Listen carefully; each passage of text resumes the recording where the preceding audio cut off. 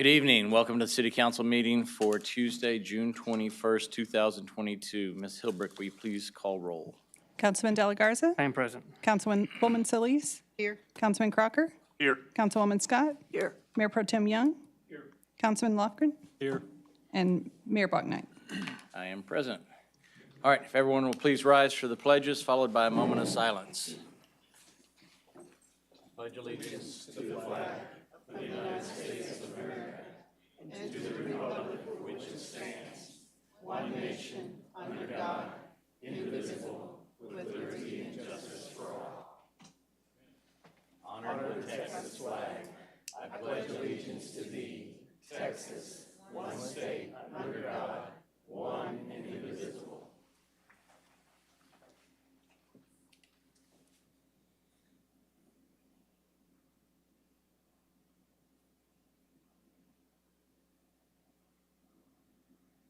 Thank you.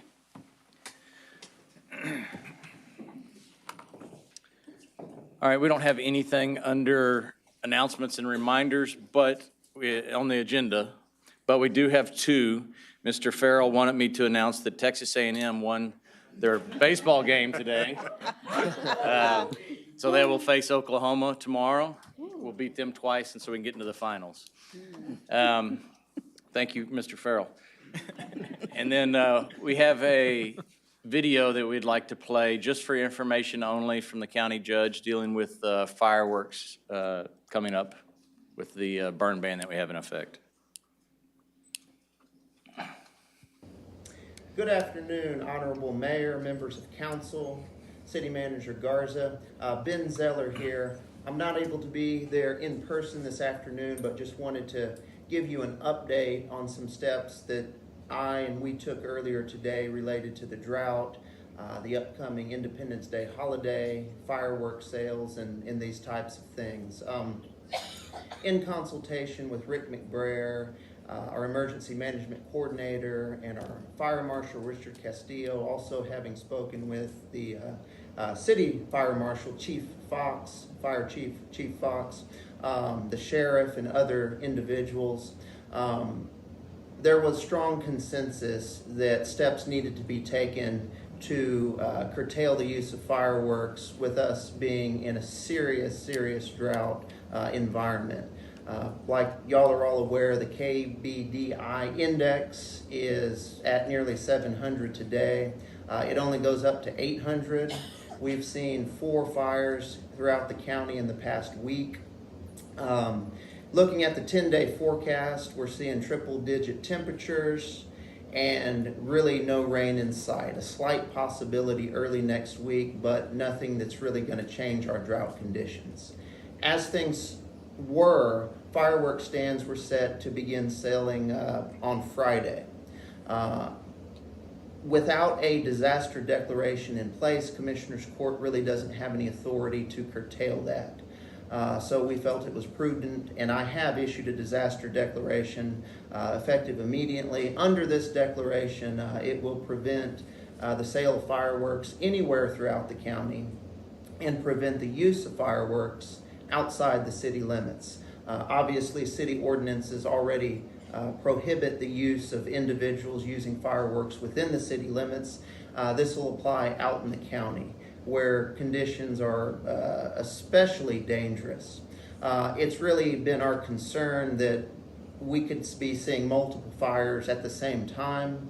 The concept of a fire out in Bloomington and then one in Nursery is not a mere possibility. It's a likelihood if people are shooting off fireworks. So this is a step that we think is necessary. I know that there is a fireworks show planned at the community center that the city is hosting. This effort does not impact that. That obviously is a professionally run show with trained pyrotechnics. So this would not impact that. But my order went into place earlier today. The fire marshal's office will be answering questions related to this. I think we'll have a presence there, either Rick McBrayer or Richard Castillo at the meeting there now to answer any additional questions. But I appreciate y'all's understanding on this. I appreciate the mayor and the city manager's time earlier today as we talk through these issues. Appreciate what y'all do. Take care and God bless. All right, thank you, Judge Zeller. Do any of y'all have any questions on it? No. Okay, we'll go into public and employee recognitions. Awesome. Thanks for being here, though. Yeah. We do have a few employee related recognitions this evening. To kick it off, I'm going to ask Derek Farrell to come up, and hopefully he focuses on work-related things and not baseball. It's not my fault they schedule the games during the day. Anyway, so I do want to take a moment to recognize and thank the folks who participated in our child safety seat inspection program. And I'd like to also ask Tiffany Toda to join me just to recognize those folks. I want to thank Tiffany for her leadership of that program, and to you, City Council, for your creation of that program and funding that program with the registration fees. You'll learn more about that tonight in the City Manager's report about how that program's gone over the last year. But this year, we've gone from 2 child safety seat inspectors on staff to now 13 child safety seat inspectors on staff. And if I could, some of those folks are in the back, so I'm going to read some of the names, and then I'll ask Tiffany to say a few words. So we have from the Municipal Court, Elizabeth Montes and Tiffany Toda are both certified. From the Fire Marshal's Office, we have Kevin Lamprick, Frank Naranjo, and Maria Perez. They may not be here. I know they were at a fire a moment ago. If you are here, though, please stand up. Yeah. Victoria Police Department, Nate Arnold, Adam Banda, James Collins, Brian Knief, Lee Peters, John Turner. And then in addition, those will supplement our 2 existing staff members, Sergeant William Bernard and Sergeant Brandon Allen. So thank you to those folks for their participation. And Tiffany, if there's anything you'd like to add. Thank you. Good evening, Mayor and Council. I'll be excited later today to give you all an update on that program as well as the other portion of that, which is the grant program. But I'm just thankful that we were able to provide this opportunity to city staff and be able to help ensure that we have children properly restrained in the city of Victoria. So thank you so much. Awesome. Thank you. Thank you. Yeah. I'm going to ask Derek to stay up here for a moment. This isn't on the agenda because he's just a great, humble guy. But a couple of weeks ago, Derek earned his credentialed manager designation with the International City Management Association. This is the highest credential that somebody in our profession can achieve. It's through a combination of professional experience, education, et cetera. Some of you may recall that prior to joining us as an assistant city manager, he has served as city manager for Commerce, Texas. He worked in McKinney, and then a place that we all love, Mount Vernon, Texas. Yeah. And so he's came with a lot of great experience, and so we're fortunate and blessed to have him part of the team. And I want to thank him publicly for this recognition. Now that makes 2 folks in your city manager's office that has this designation, and that's a big deal. And so I hope that this serves as peer pressure for Mike so that he can start that process to join the team and we complete the trifecta. But please help me congratulate Derek for his achievement. Great job, Mr. Farrell. I love y'all's dedication to continuing education. Thank you. Well, thank you. It's a great profession. I'm happy to be here, and I'm happy to help Jesus pressure Mike. Yeah, no pressure. All right, thank you. Next recognition is I want to recognize our amazing communication and public affairs team. Many of you know that one of my first, I guess, actions during my first year as your city manager was restructure the way that our communications department had been structured historically. The intent behind the restructure was to dedicate more resources to our efforts to communicate what's going on to the public, improve our social media presence, improve our sophistication, improve our technology as it relates to how we just get information out. And I'm extremely excited and proud to convey to you that now we have some nice awards here to back up some of that great work that this team has done and continues to do. And I'm going to mention their names, and they may or may not be able to stand up or may not want to, but the bulk of the team is in the room. Shane Blecker, I don't believe he's here, but Shane Blecker, he's a big part of the George Partida, whom of course everybody recognizes over here. AJ Gonzalez, of course Sam, everybody knows Sam, and Ashley Strebel, who is still prioritizing motherhood and isn't here with us tonight. But I do want to publicly thank the team for their awesome work, their dedication to just improving the way that we communicate to the public. These two specific awards are for two videos that I hope everybody's familiar with, and for some ventures that really were a labor of love. One of the awards is in the category of special or one-time program, and this was for the live stream production of the Christmas Parade of Lights in 2021. Now, I know that some of the traffic and the weather, wasn't super smooth that evening, but the technological aspect of it was off the charts. People, I don't think, realize or appreciate the work that our communications team, our IT team, James deserves a lot of kudos for this, and the work that they did to ensure that there was internet, throughout the park to allow for that live stream to even take place.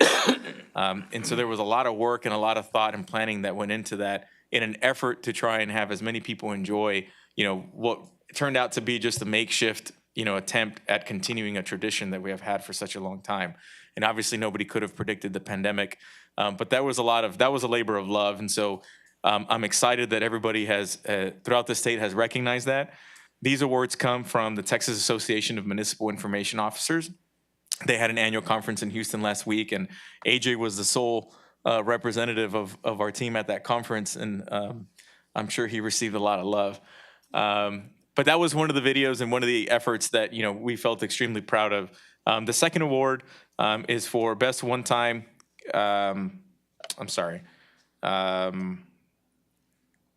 Yes. Also in the video production category, and this was for the swearing-in ceremony of DJ Daniel.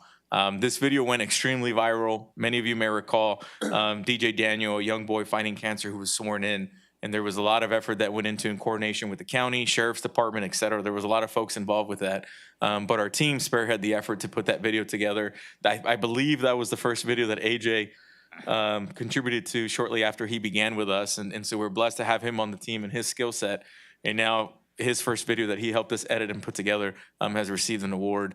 And so I'd like for everybody to give them a big round of applause for their efforts.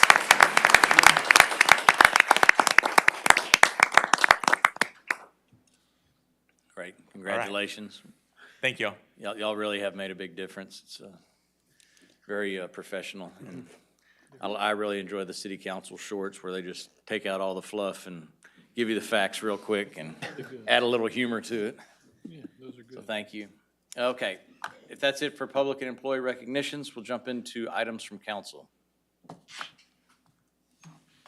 Anyone? No? All right, well, it's good to see all y'all. And we'll go into citizens communication. Reminder that everybody that comes up to speak, just please give us your name and 3 minutes at the podium. And there's a clock up there if you're wondering where you are. And Michael Vonderah, we're going to start off with you tonight. That way you get rid of me quick. This is Michael Vonderah. Good evening, City Council, City Manager, and City Mayor. We have. I just wanted to thank the Police Department for donating 12 bikes to the people at Christ Kitchen. They had a rodeo, and I wanted to thank Walmart. They gave them a $500 grant to give them bicycles and helmets and all that kind of stuff. And also animal control, their hours are extended on some days for adoptions to 7 p.m. And we also have a problem with people not using a leash and running their dogs loose. And we had a case where someone had a leash dog and another person had a dog off a leash, and it attacked the dog that was on a leash. And he went and got a gun and shot it 3 to 4 times and killed that person's dog. And the police and the DA, they're going to have to decide if that's animal abuse or self-defense. And I don't want to say much because it'll taint the case, but I do got a newspaper article on it. And I would like to see animal control do more dangerous dog cases. I don't think they do enough, and I'm not saying they have to be euthanized. Just get $100,000 policy and muzzle them up. If people are going to just run their dogs loose, they just need to get $100,000 policy. If that dog had a $100,000 policy, it could have paid for the dog's funeral, and that money could have been paid for that person to buy another dog. But this is a continuing problem in Victoria. In October,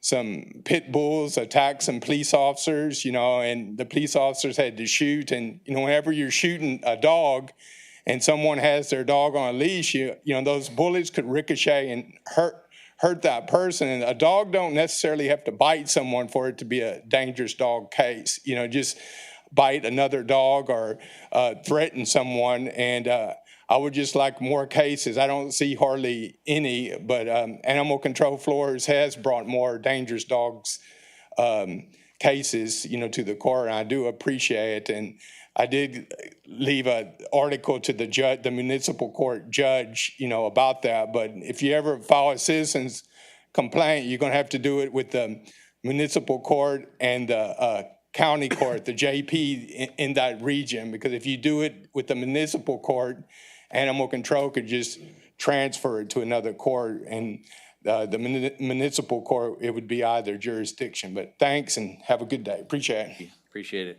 Stan Rinke.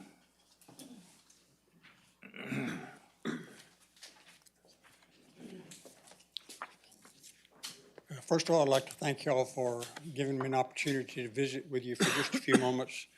My name is Stan Rinke. I've been a resident of Victoria County for the last 24 years, and I'm speaking to you all this afternoon to address the problem with inappropriate pornographic literature in the Victoria Public Library. That literature has been made available to kids from 5 to 17. You might think 17-year-olds are not children, but they are. And many of your constituents, parents, are concerned about this type of literature being made available to young people in the Victoria Public Library. I want to just hit some bullet points with you right quickly so that you'll understand the seriousness of the situation. First of all, you need to recognize that pornography is an addiction just like drugs, alcohol, nicotine. Secondly, Pornhub, by the way, I don't recommend that you visit that site online, but Pornhub is an online pornographic site, and in 1917 it had over 42 billion hits. The World Health Organization, which I don't give a lot of credence to, by the way, but anyway, WHO has said that they have added compulsive sexual behavior. One result of that is looking at too much pornography as a mental health problem or disorder in 2018. Thirdly, experts, that is medical professionals, psychiatrists, psychologists, have said that the same brain activity that is shown in alcoholics and drug addicts is also reflected in those who frequently use pornography. Fourthly, a 2017 study of males who used pornography on a relatively frequent basis found changes in the participants' brains that were consistent with other addictions. I'd encourage you all to become aware of the problems in the library. Depend upon your public library board, whom you have appointed 5 members to, and dig into this and find out what is going on in the library. Thank you so very much. I appreciate it. Thank you, Mr. Ranky. Ms. Gay Potek.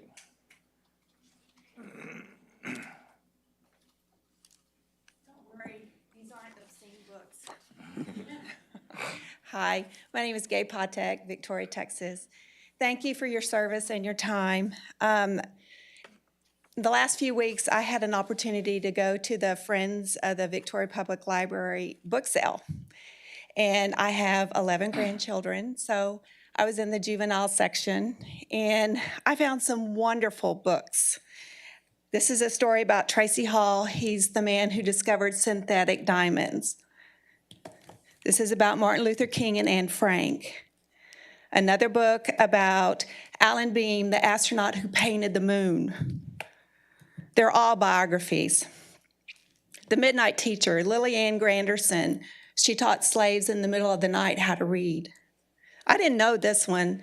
Lighter Than Air, Sophie Blanchard, the first woman pilot. She piloted a hot air balloon in France.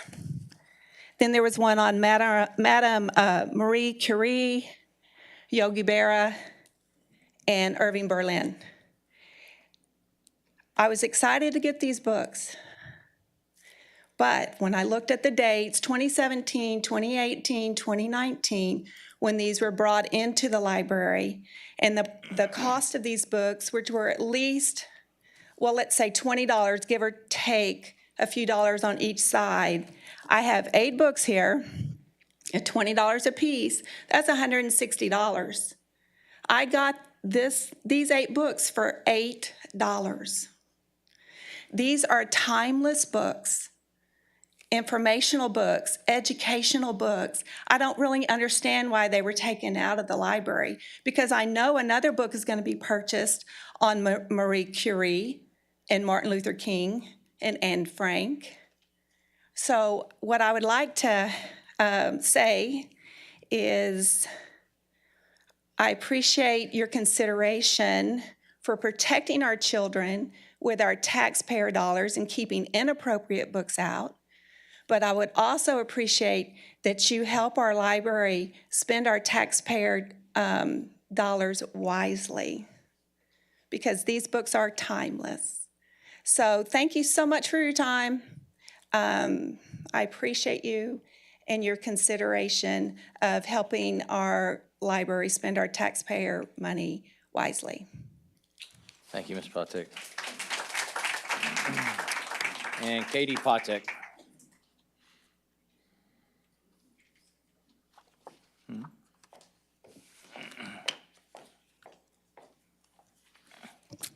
Good afternoon.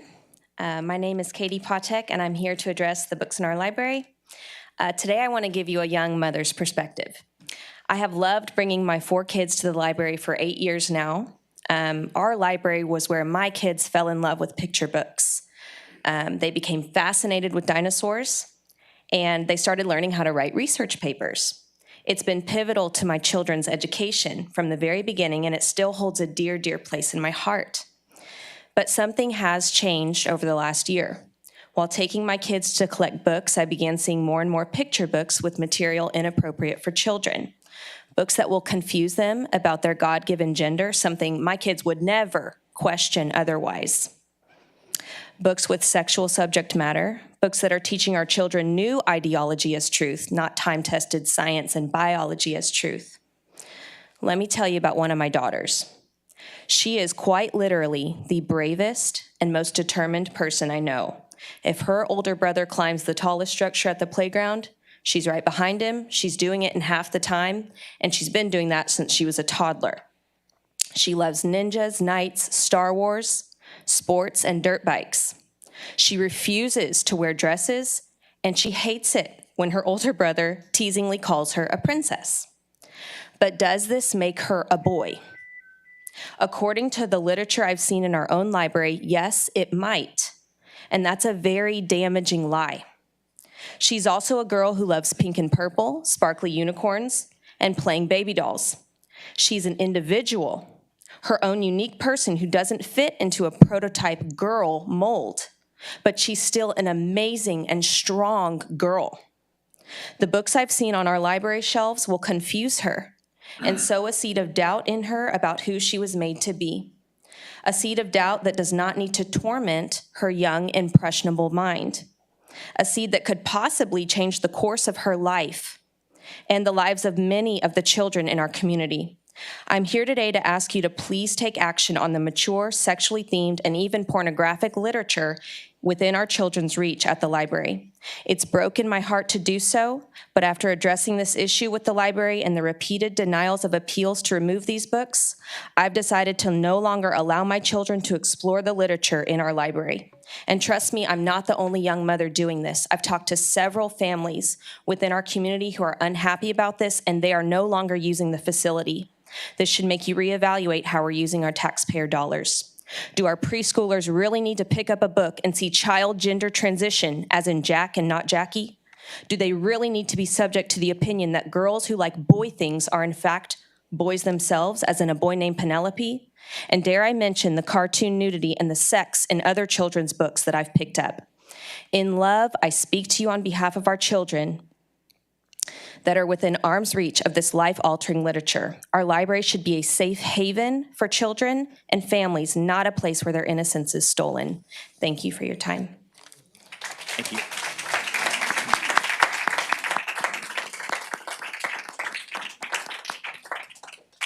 Sarah Zeller.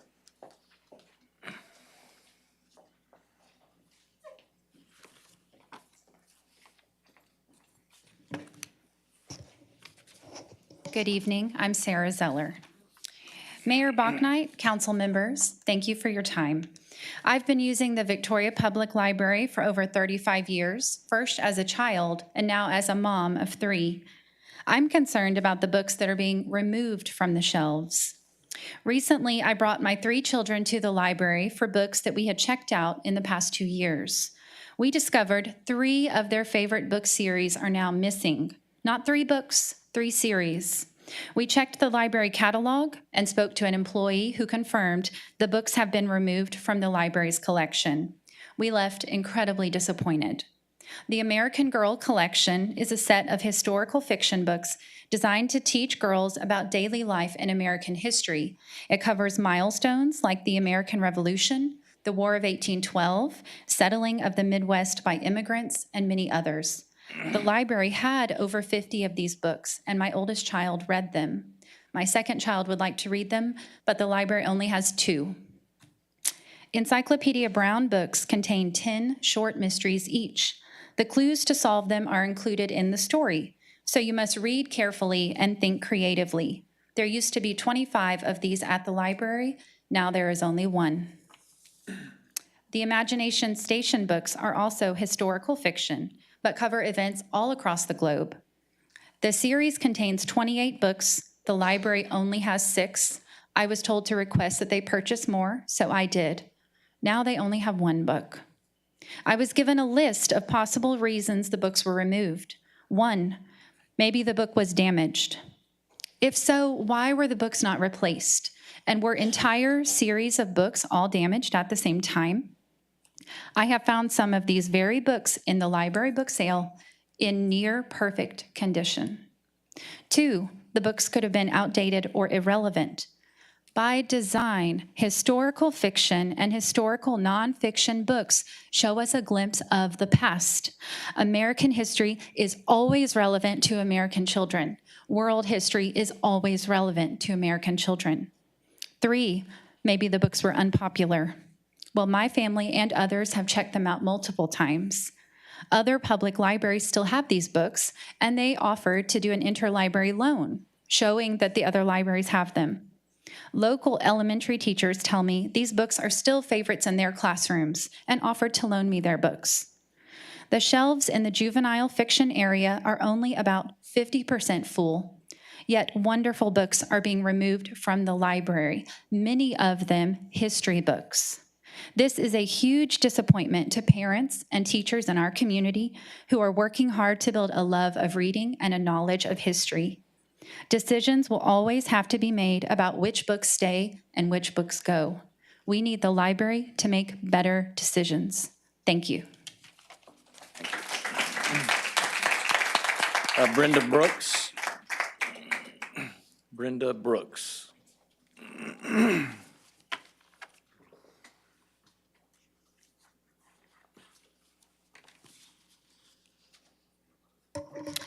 Thank you for your time today. My name is Brenda Brooks. I have worked for many years with children of all levels as a teacher, educational diagnostician, and principal. I have a bachelor's degree in elementary education with kindergarten learning disabilities and learning childhood certifications. I'm certified as a professional educational diagnostician, and I have a master's degree in curriculum and instruction.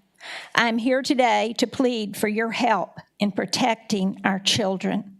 They are precious, they are vulnerable, and they are our future. Being exposed to sexually explicit materials places children at risk from all kinds of predators. This is just one reason it is critical that a loophole which allows obscene material to be provided to children be closed. Children's minds are not developed enough to handle sexually explicit images. Seeing an image that is distressing to them sends their brain through a complicated process and releases chemicals.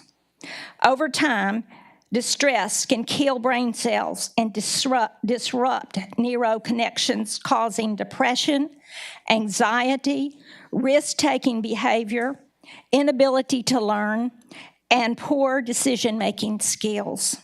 These factors can ultimately lead to being victimized by human traffickers and/or sexual abuse.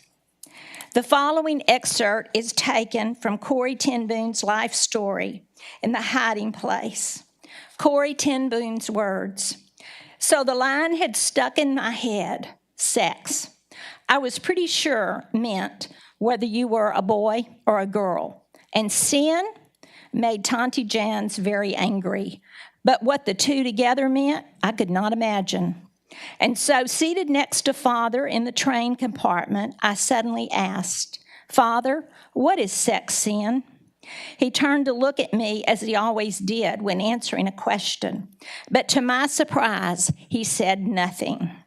At last, he stood up, lifted his traveling case from the rack over his head, and set it on the floor. 'Will you carry it off the train, Carrie?' he said. I stood up and I tugged at it. It was crammed with watches and spare parts he had purchased that morning. 'It's too heavy,' I said. 'Yes,' he said, 'and it would be a pretty poor father who would ask his little girl to carry such a load.' It's the same way, Corrie with knowledge. Some knowledge is too heavy for children. When you are older and stronger, you can bear it. For now, you must trust me to carry it for you. I'm asking you to help us protect our children." Thank you.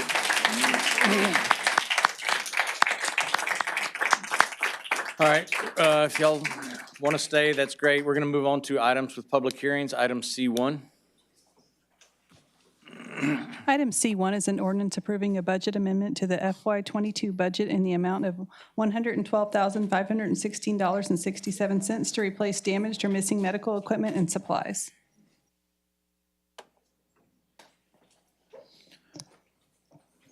Good evening, Mayor, members of council. Wesley and I don't have a presentation, but we'll be happy to answer any questions about this emergency amendment or budget amendment.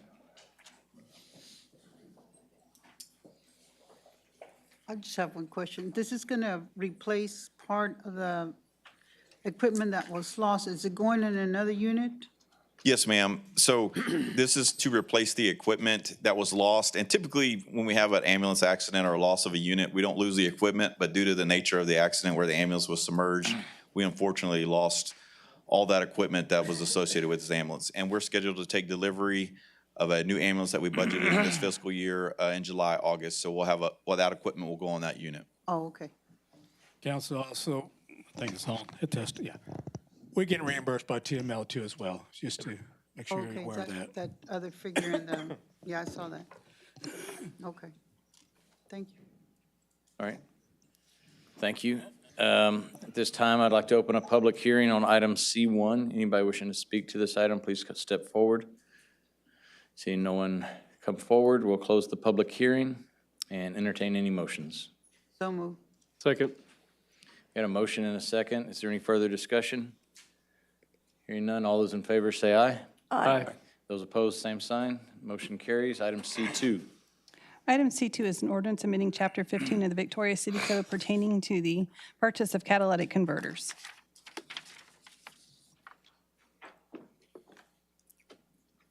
Mayor, council, it's good to see you guys again. Great to see you. Welcome back. Thank you. Sorry for the long vacation. I did not ask for it, nor did I want it.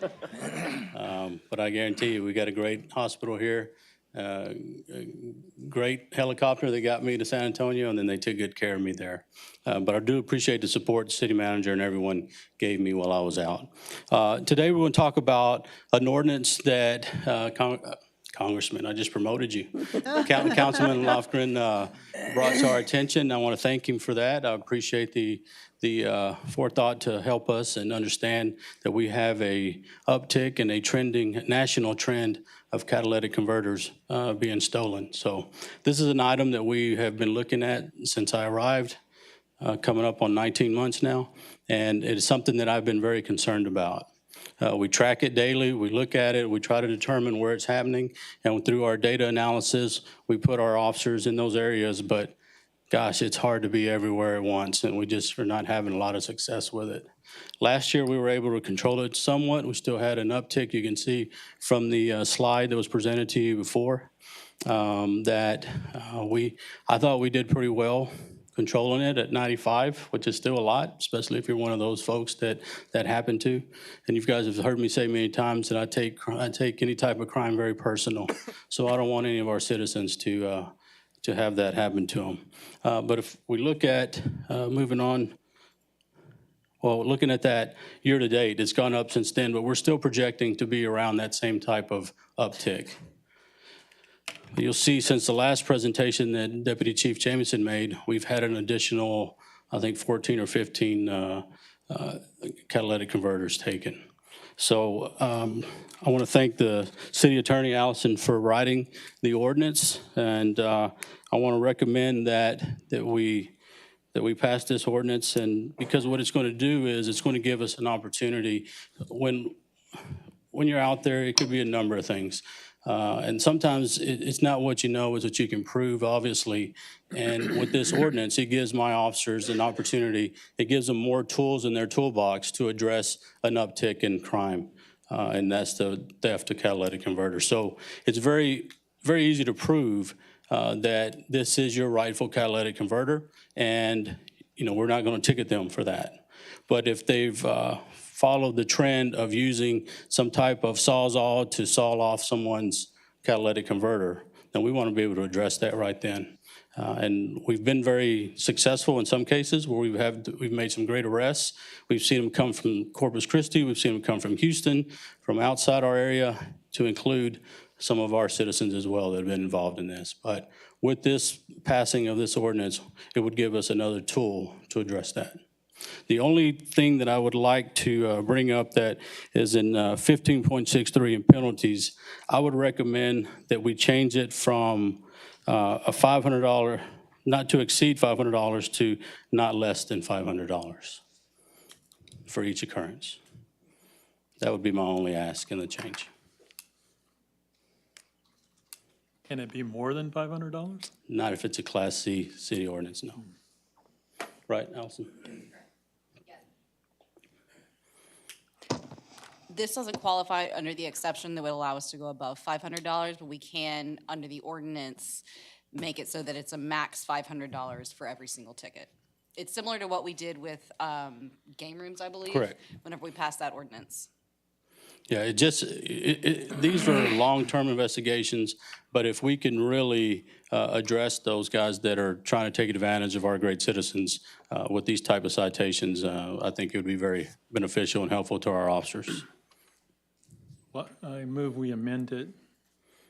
We got to have a motion on the floor first. I need a public hearing. I move we adopt the ordinance. No. We have a public hearing first. If there's no questions for the chief. I have a question for the chief. Yes, ma'am.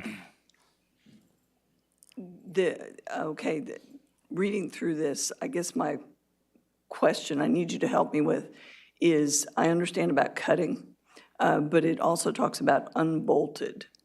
And I'm, from everything you've said, it's a quick cut. And Yes, so walk me through why unbolting is needed and why it needs to be in here. Yes, ma'am. Well, this is a crime of opportunity. They move very quickly. They get under your car. They use a Sawzall. Within a couple of minutes, they're gone. There's folks that have gone into some of our retail locations, have come out in it's broad daylight, and it's happened to them. In order to unbolt it, it's a lot bigger process. It takes a lot longer, and that is something that a mechanic would do. You have to have some type of knowledge to do that, mechanical knowledge. And so what they use is these Sawzall, and they get through there quickly, and they're in and out, and they're gone. They'll make a couple $100, and it's going to cost citizen anywhere from $2,000, I've heard up to $7,000 to replace it.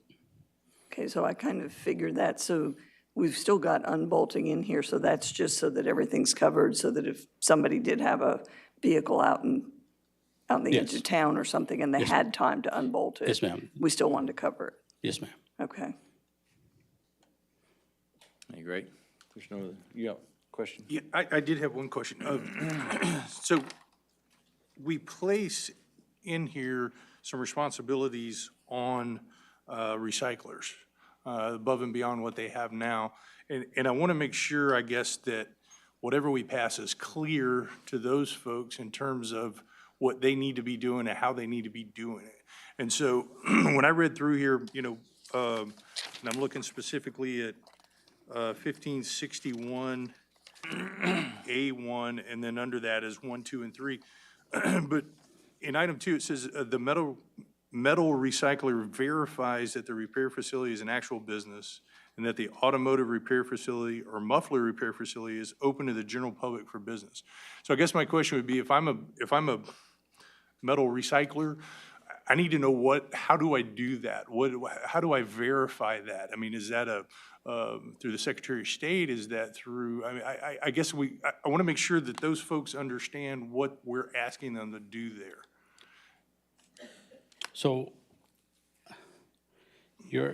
I don't really. And I guess my question is if we're asking them, if we're telling them that they need to verify that, what is going to be sufficient verification by that medical recycler that this shop was a legitimate shop? Well, you caught me off guard. Okay, fair enough. But I just so that I kind of on the same page with you, the person selling the catalytic converter presents a verifiable receipt from a repair facility. So basically, that's telling me that's the same we're looking at, right? Right. I'm looking at the provision right below that, Chief, okay. Which is item 2. Okay. And it says the medical recycler verifies that the repair facility is an actual business and that either the repair facility or muffler repair facility is open to the general public for business. So I think we maybe should think about how do we tweak that a little bit so that those folks know what we're asking of them. Right. Because if I'm not in the metal recycling business, yes, sir. But if I'm looking at that, I'm thinking, okay, well, how do I do that? What's needed for me to meet those? I understand where you're coming from because the shade tree mechanic that does it on the side he's not a verifiable business, but maybe we can look into that and address that a little better. Some of that might also be on the implementation piece. Right, on the mechanics around the process. Okay. I'm not sure the level of detail that would go into the ordinance in terms of a process, right? I mean, if we think of other ordinances that we have, they don't say like, go to this website and do this, right? There's the procedures are sort of developed by staff, after the fact. And so I don't know if this is one of those instances where maybe we just take it upon ourselves to develop, a process after the fact. Yeah, I'm and not sure if the I answer, guess I'm my- not sure if the clarification or level of specificity that you want, if the place to do that is the ordinance or simply just how we develop the actual process afterwards. I guess my concern would be that if we're creating a ordinance that is a misdemeanor, that if it's too vague, then, it may not have the impact that we're looking for. And so if we have items in there or requirements in there that aren't specific enough, then they could be subject to somebody questioning, hey, is this too vague to even be enforceable? And to me, one of the things about the statute that I would question if I'm a metal recycler trying to comply with this is how do I verify this? How do I make sure that I'm in compliance with the statute? And particularly because it's a criminal statute, I think it's important that we're pretty clear in there. Well, one of the things that we can add, and we've kind of looked at different ordinances around the state, and we found one in Humboldt that was what we were looking for, and we used most of theirs, but something they have in theirs that DC Young just pointed out is a seller with a valid used automotive parts recycler license issued by the state of Texas of license and regulation under the Texas Occupation Code of Chapter 2309 may offer for sale catalytic converters to a metal recycler without a verifiable receipt from a repair facility. The metal recycler must obtain a copy of the valid license issued by the TDLR and provide it to the Humboldt Police Department. So that might be something we can add to give that recycler the ability to continue forward with their business, but be able to provide that information to us. We have that in the. Is it? Yes, it's item 3. If I could sort of reinforce, I agree with Mr. Crocker, and it might be that we need to put in an affirmative defense in some sort if the recycler has done the following things. Because if somebody brings me a receipt and it's from XYZ repair facility, and it has a phone number on there, and I call that phone number, and so this guy's friend answers the phone expecting the call and says, oh yeah, we're a verifiable repair, well, that puts the recycler in a tough spot. Has he confirmed it, or was he supposed to look further? And so that's why I'm thinking maybe a defense that, they made an effort to verify it. They looked online, or they checked the Secretary of State, or any one of these things. Okay. Is that kind of what you're trying to get at? That is. I think. So like an FEIN or your Texas state sales tax number? I think verify you as a business? But they say you have to have a license. No, well, just a metal recycler. Because this is putting the onus on the metal recycler to verify that where the receipt came from is an actual shop, which. So like when I recycle it, and this is more in state law, air yeah. conditioning equipment and copper and stuff, if I have a third party that comes to my shop and does my processing and then goes to the recycler, he has to have a letter, typically on my letterhead with my FEIN and my tax ID and my TDLR number that says he's authorized, that's the copper that came from my operation that he's recycling. And it's just, it's not, I know what Mr. Crocker's saying, it's not spelled out to that level of detail right. on what constitutes verification. Right, and do you get a phone call asking you if Sometimes. that's your receipt? Yep, sometimes I do. And there's a recent Senate bill also that puts the onus on the recycler to the same degree. And we'll research that to see what that is to ensure that we're in line with that. But honestly, the onus is on the recycler to ensure they're not accepting stolen property. Right. And we'll look to address that and detail that more so that we can make it as smooth as we can. Just the first reading? Yes, sir. Yeah. But I really want to comment on what the emphasis on the ordinance is, and that's the officer on the street that comes in contact with someone that has 8 catalytic converters in their trunk or back seat or whatever, and without having complainants, victims, someone that we contact. Sometimes we just take the property, put it in the property room, try to prove up the case later. At least this way, we'll have some type of way of addressing it immediately.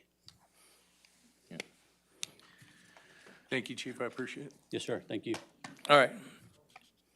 At this time, I'm going to open this item C2 open for a public hearing. Anybody wishing to speak to it can step forward to the microphone. Seeing no one rise up to speak, we will close the public hearing and entertain any motions. I move we adopt it. Second. We got a motion and a second to adopt it. Is there any amendments that wish to be offered? I'd like it to be $500, period. So, to be specific, I want to understand that for item Wherever it's at. 15.63, you want it to read, not to be Should be less than $500. Yes. Instead of not to exceed. Thank you. Okay. All right, got a But motion was to that- amend? Okay, I just have a question for clarification there. Is that for each catalytic converter they have?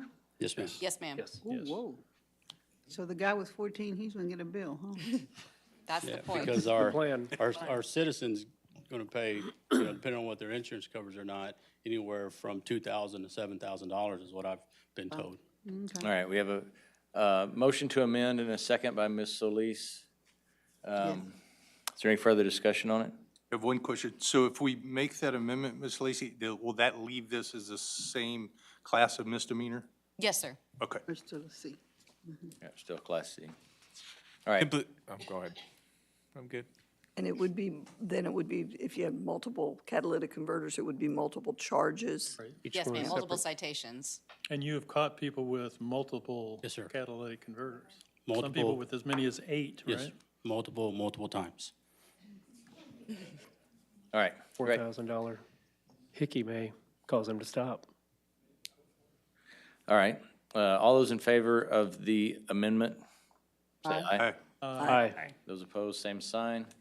All right, we're on to the amended motion to approve item C2. Is there any further discussion? All those in favor, say aye.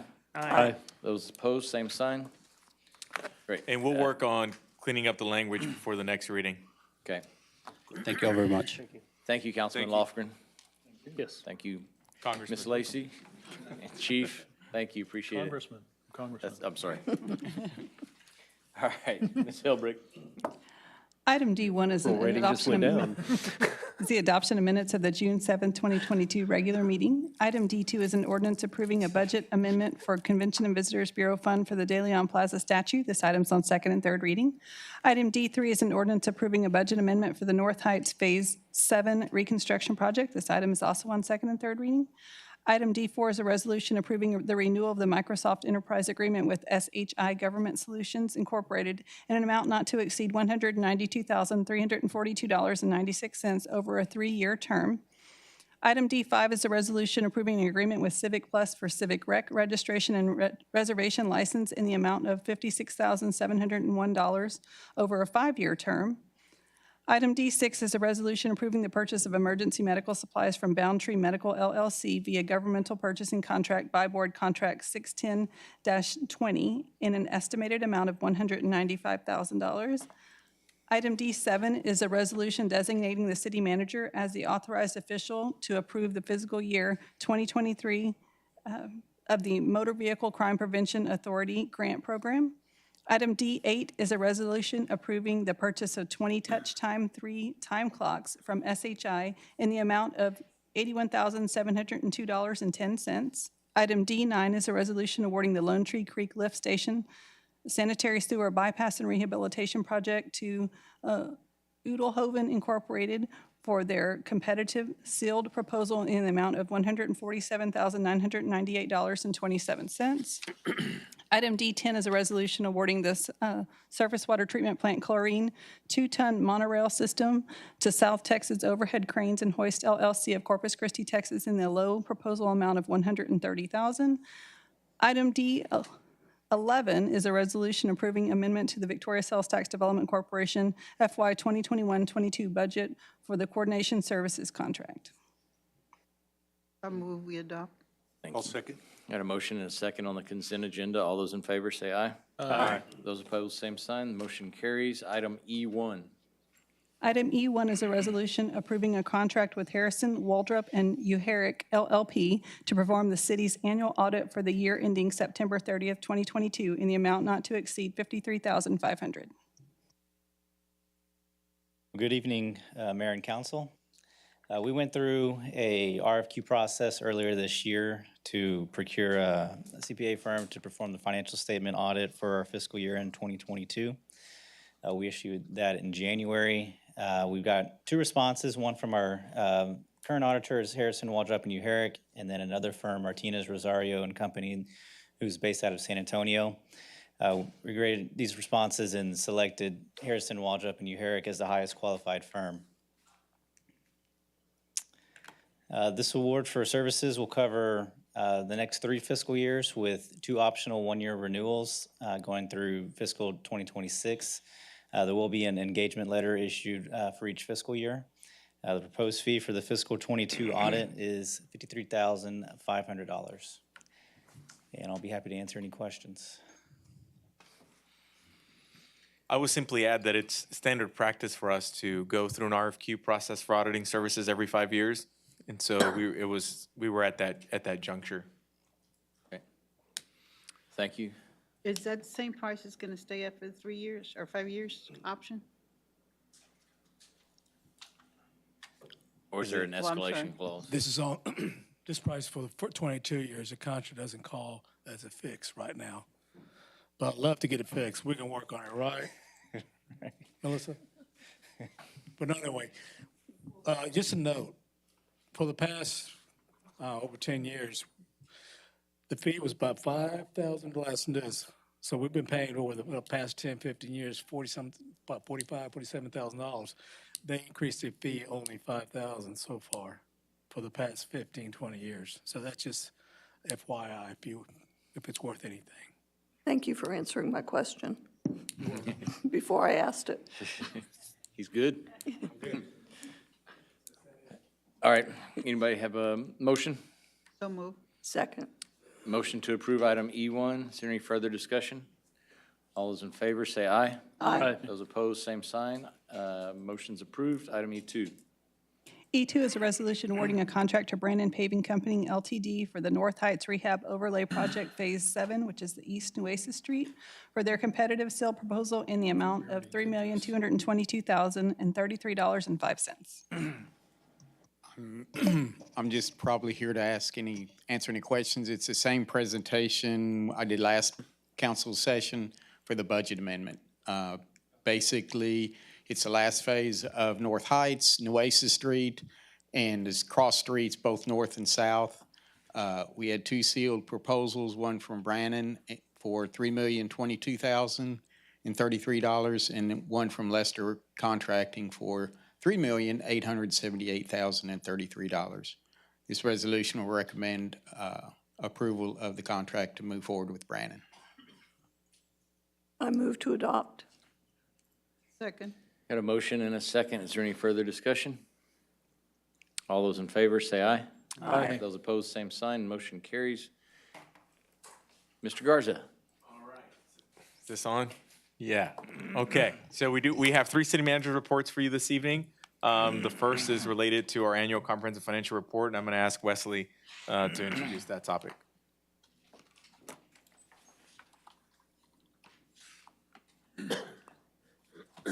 All right, well, tonight we're going to be doing a report on the completion of the audit for the city's fiscal year ending September 30th, 2021. Harrison, Waldrop, and Uherick performed the audit. We've posted a copy to the website and distributed copies to the appropriate agencies, the bank and bondholders, et cetera, to comply with all filing requirements. Melissa Terry, who will be the engagement partner on the audit with Harrison, Waldrop, and Uherick, is here to present an overview of the audit process and the annual financial report.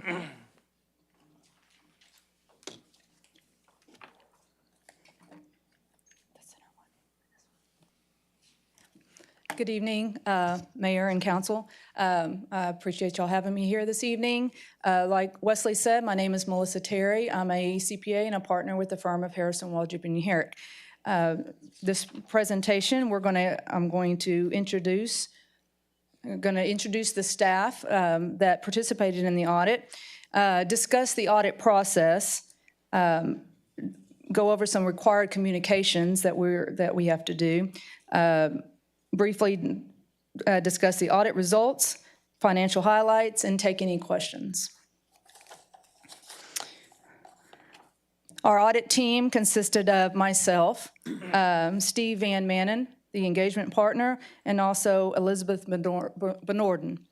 All of these individuals, we've received the required training, CPE, and we have many years of audit and accounting experience in governmental. The engagement timeline. We begin our audit planning pretty much once the previous one has ended. At that time, as as we discussed earlier, we issue an engagement letter, and at that point, we start the process.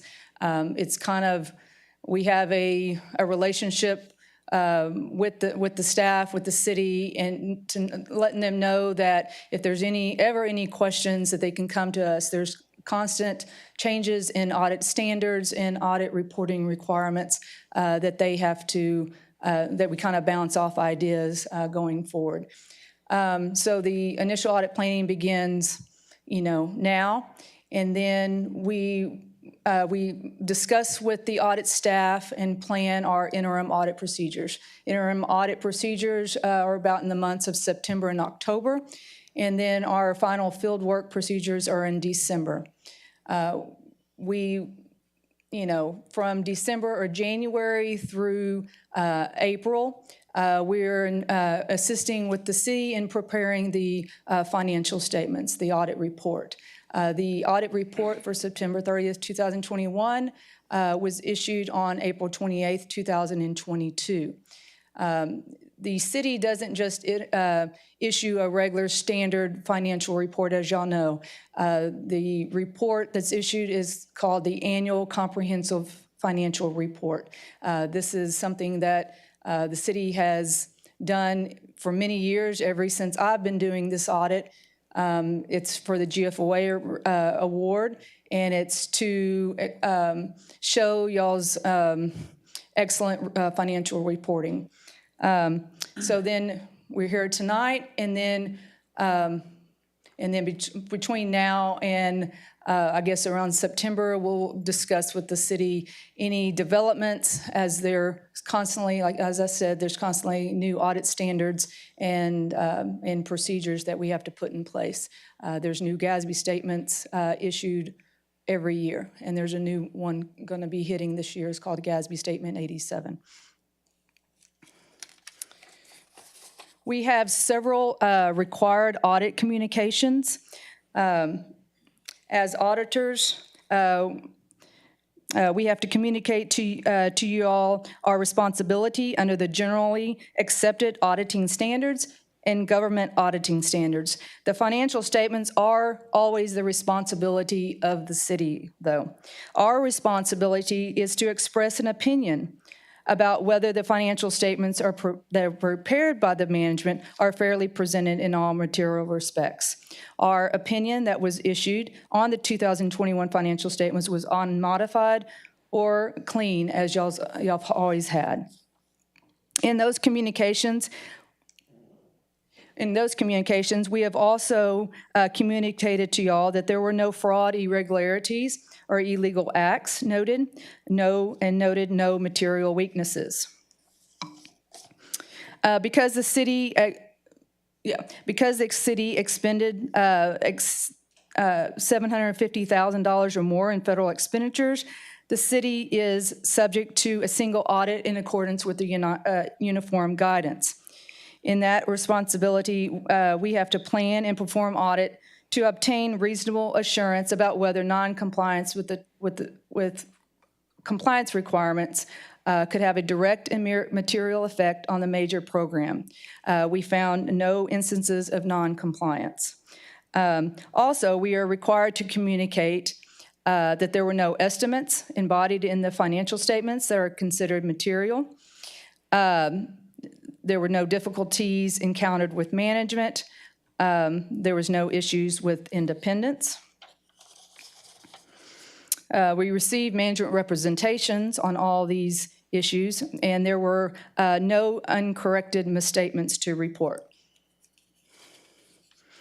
So in summary, the city received an unmodified opinion, as I stated previously, and as you have in the past, and there were no management comments received or issued.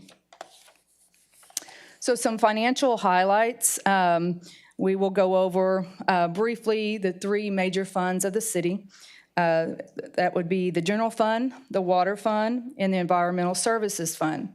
All three funds incurred increases in their fund balance or net position for the fiscal year ending 9/30/21. As you see, the general fund had an increase from $20.13 million up to $23.58. Water fund, 89.78 up to 91.51, and the environmental services from 6.2 up to 6.84. One thing also to note, in the general fund, the unassigned portion of the fund balance, in the unassigned portion in comparison with the total general fund expenditures increased from a 39% to 47%. So unassigned fund balance over the total expenditures increased. The city's minimum fund balance is 25%. And you said that's for the general fund? That's just specifically the general fund, yes. The reason why you're seeing such a high there, because you got to understand, in the audit, they just do the expenses. From our standpoint, I take the actual expenses, any encumbrance together for that fiscal year. You're going to have a difference. It's not apples and apples comparison. Okay.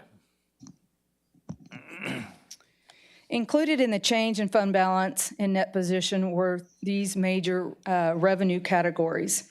And you have a comparison of the property tax, sales tax, franchise tax, water and sewer sales, and solid waste collections. Out of those five, three of them had increases, property tax and sales tax. And then water actually decreased just from 26.3 down to 26.2. And then franchise had a slight decrease. And then a comparison with your expenditures. General funds expenditures did increase 47 million up to close to 50 million. Water fund expenditures and expenses and environmental services fund expenses both had decreases. The primary reason for any change from one year to the next is just one-time expenditures or expenses. So for future reference, and a good place to go for an understanding of the city's financial situation, and this is a part of the report that's used by bond rating agencies, and it's a required part of the report, is included on page 4 of the annual comprehensive financial report. In this section is called the Management's Discussion and Analysis. It provides an overview of the city's financial activities, presents financial highlights and other economic data to assess the financial condition of the city, and helps readers understand governmental accounting and how it's applied to each fund. So this is one of the pages here. This is the first page. And on the first page, we include the financial highlights of the governmental activities and the business type activities and so forth. I really like this section, as I mentioned to Wesley earlier today, that, you know, there's a lot of work that goes into this management's discussion analysis. You know, it's a lot of explanations in narrative form to some explaining. So some of the questions y'all may have, why there's increases or decreases from one year to the next, you can probably find it here. So if you have a question in the report as you go through it, go back to the management discussion analysis. It's probably explained, whether it's a variance in your budget or just in the change in fund balance. So at this point, I'm available for any questions you may have. I'm just curious on that last one, since it's called management's something or other. Discussion analysis. Who writes that? It's a joint, I mean, we provide the financial, I mean, it's kind of a joint effort. So most of the explanations all come from the city finance department. Thank you. So if there's a change, we go to them and, get confirmation and we, kind of work through it together. Yes, ma'am. Everybody pay attention to that last bullet. Long-term debt reduced by 19.3 million. Because we paid off 13 million, yeah. Yes. Melissa, I do have a question you might want Yes. to expand on. I know you briefly touched upon it. Can you give them an overview about HW itself being audited, go through the peer review situation? In other words, you have an outside independent review of your own. Correct. We do that every 3 years. Yes. Yeah. And we'll be up for a review next. I saw the footnote. Yeah, yeah, we're up for a review for next year, yeah. So, and that is actually included in our engagement letter. That letter it's public information for all to have. So if that engagement letter is in the packet, you'll have that. It's in the back. There was no findings. Great. Thank you so much for that. Thank y'all very much. Appreciate it. Great. Thank you. I feel like there's a round of applause needed for our awesome finances, right? All right, so I'm going to ask Tiffany to come up and provide an update on the Child Safety Fund for this upcoming year. All right. Good evening, Mayor and Council. I'm excited tonight to provide you an update on this current year's program overview, as well as our proposed budget for fiscal year 2023. So I'm going to cover the Child Safety Grant Program, the Child Passenger Safety Program, and then our proposed program budget. Our internal committee is featured here on the screen, which is comprised of internal departments within the City of Victoria. We have a couple folks from finance, myself, Ruby from our legal department, and Sergeant Bernard, who was here earlier this evening with us for the recognition piece. We are also going to get some assistance from Victoria, who's also one of the grant specialists within the finance department.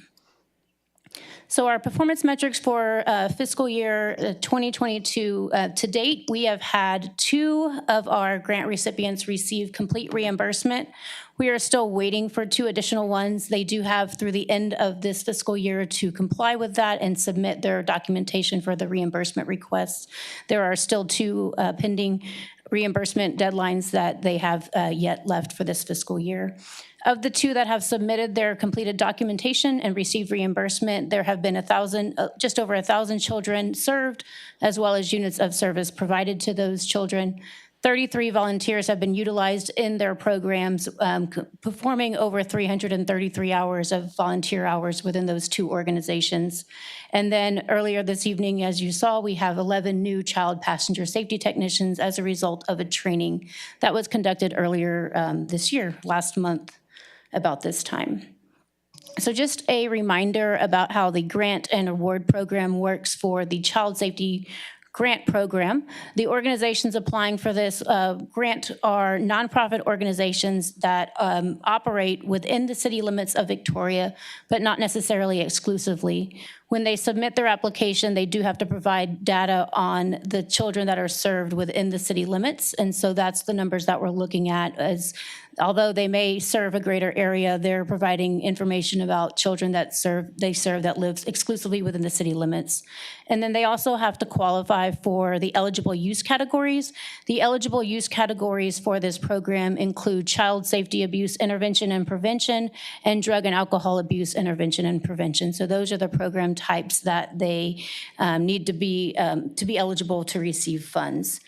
And then additionally, when we are looking at the grants, the things that we are looking at related to that include workshop attendance. So during the application period, we do offer workshops to give them information about how the grant program works and how the documentation needs to be submitted for reimbursement, document compliance, credibility and transparency of the provided documents, and then additionally, units of service provided, number of children served, if they are eligible for the use category, the direct service delivery score, which I'll expand on briefly when I talk about the form requirements. And then we're also going to take a look at the prior use of funds. So we'll take a look at, did they get awarded a grant in the prior year, and did they get that reimbursement and use those funds efficiently? So we'll take that into consideration for the fiscal year 23 program. So the form requirements that we have for this here, we have a brief application that they fill out in addition to a program budget form. They do also provide their IRS 990 form. This form has been helpful for us as it does help to show the transparency of the organization. It also is a fraud prevention tool for us, so we're able to utilize that to ensure that they do operate within the city limits and their organizational chart for that particular organization. And then that's also where we obtain the direct delivery score. So we're looking at how much of the funding that they expend goes directly into the program that they're offering. And so we were able to gather that information from the 990 form. Since one of the requirements is a nonprofit organization, this form helps to verify that. And then we also have them to submit an IRS exempt designation letter. This is our proposed application timeline. We would anticipate applications opening up later this month, August 15th. During that time period from August 15th to September 2nd, there will be 3 applicant workshops. I'll offer them in a hybrid format so they can either come in person or they can attend virtually. And then applications will then close at September 2nd. We will then review those applicants with the committee and make funding notifications by September 8th. They will have about a week to appeal that decision, and then we will come back to council with the recommendations from the committee. And so that is our proposed timeline that will be for the grant program.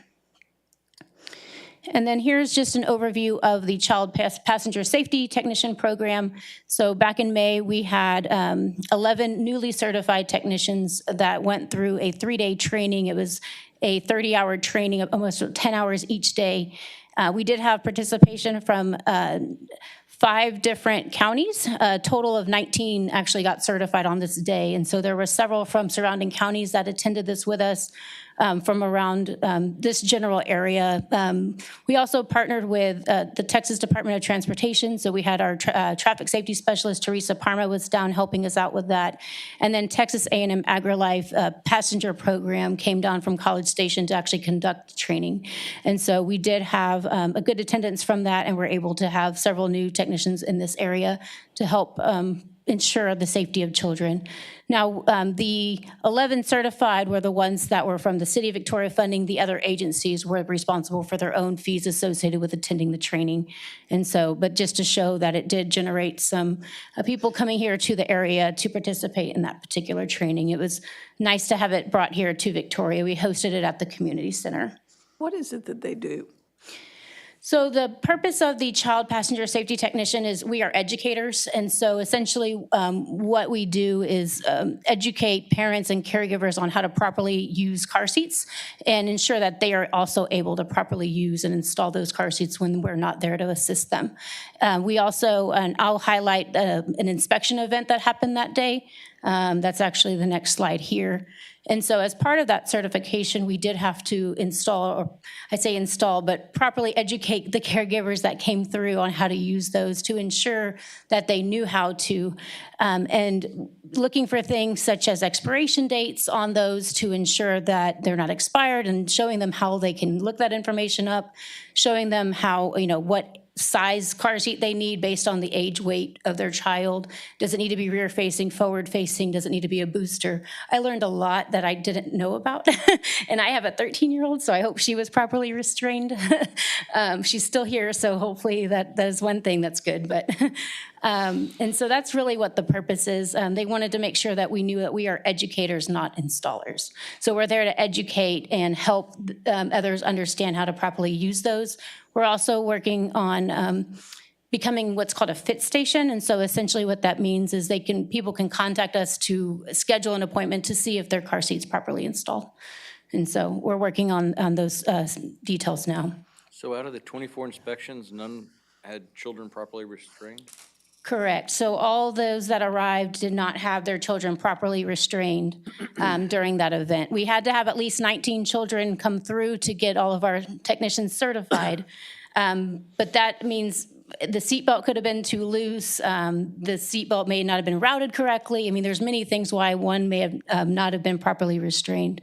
There were new car seats issued during that event, and that is that could have been due to they were either destroyed, they got damaged for some reason.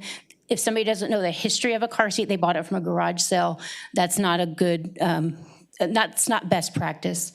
And so that's why some of those car seats may have been issued during that event as well. And I can expand a little bit on the economic impact. There's a formula that they utilize, but the proper usage of car seat does help to reduce costs associated with hospital visits, insurance, et cetera. And they have a formula that they utilize for that. I can send you that information later because it's quite a lengthy formula. But that is estimated at a 75% of continued usage. So as long as they're estimating about 75% of the people that leave that event will then continue to properly use that car seat going forward. And so that does have a positive impact on helping to ensure children are properly restrained in vehicles. Tiffany, I have a question. Sure. When you started the slides, you had 2 out of 4 applicants. So was that the maximum amount of people that applied for a grant? Yes, so all 4 applicants that applied for the grants received funding. Allocations, now the funding allocations, we've had 2 so far that have completed their documentation and they've received reimbursement. And we're still waiting for 2 more to submit their documentation to receive. They still haven't expended their funds yet. And so, but all those that applied did receive grant awards. And So are they going to be eligible to apply again come August the 15th or not? yes, they will be eligible to apply again. You know, I have in July is one of my deadlines coming up for the 3rd quarter reporting, and the final reporting is October 20th. And so they can certainly still apply. For those that may not have gotten their reimbursements yet at this time, they still could apply for it, but prior use of funds will be considered as part of the next year's funding allocations. But they still have time, though, to still complete their expenditures. I know one is working on expending their funds, and another one, I don't think had started the project yet. When I asked for updates at the end of May from all 4 organizations to see where they were in that process.